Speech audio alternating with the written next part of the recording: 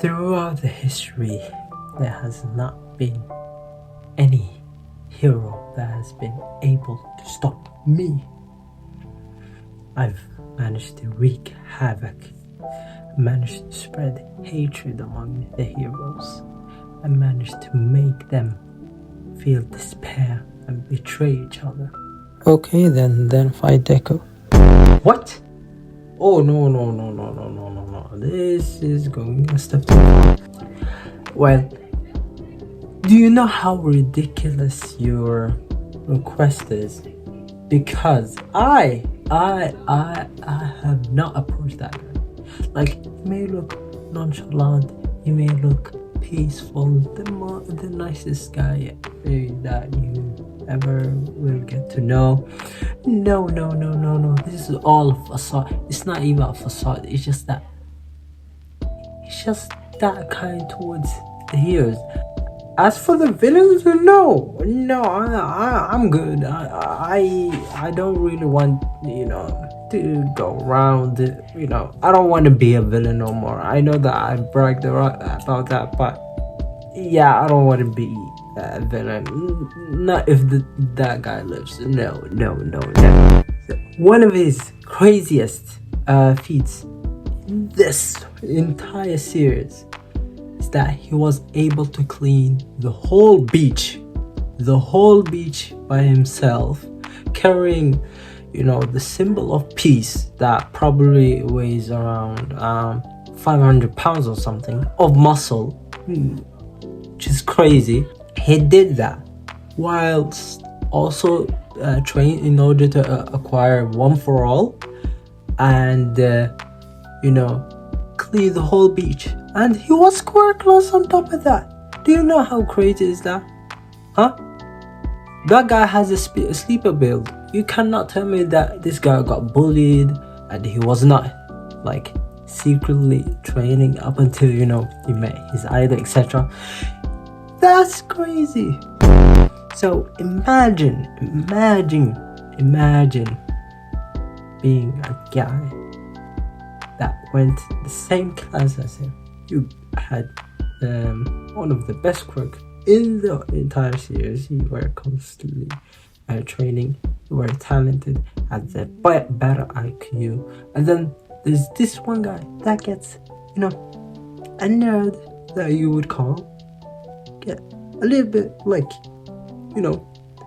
One For All, even though he barely controls 5% of it, and then you absolutely get humiliated in season 1, season 3.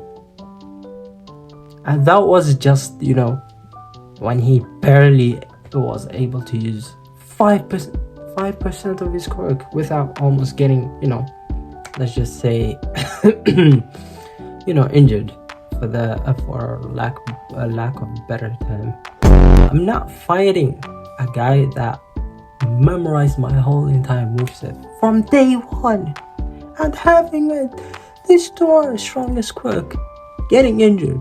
I'm not doing that. No, thank you, no. Yeah, and I mentioned earlier that he was a very intelligent guy, but he's also a maniac. Imagine having the strongest quirk in the series and you not being able to use it without getting injured.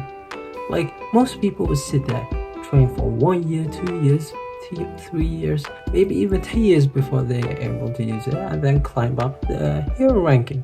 But what does that guy do? No, I gotta use the quirk. Obviously he had to use the quirk, otherwise he would be dead. But imagine breaking your hands, your fingers, not just 1, 2 of these, and then your arm too, and then your leg, just to get the job done. Not doing that. Sorry, I don't understand why guys like Shigaraki, Muscular, Lady Nagant even approach that guy, because if I was them, I would not be fighting them. I'm sorry. All For All, you also, I would be giving up that mission. I'm sorry.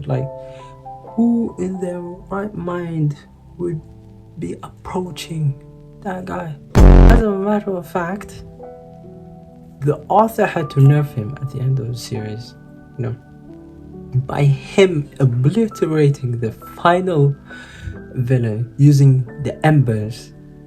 Do you know what embers are?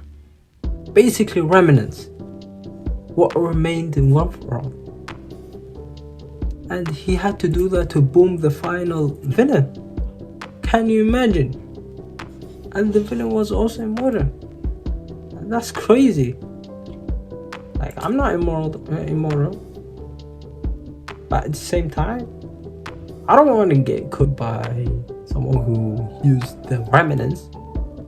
To top all of that off, he became a teacher at the end of the series. He became a teacher to instill the philosophy that he kind of created in some ways, debatable, and everyone is going to become like him. Give me someone else, please. Itachi.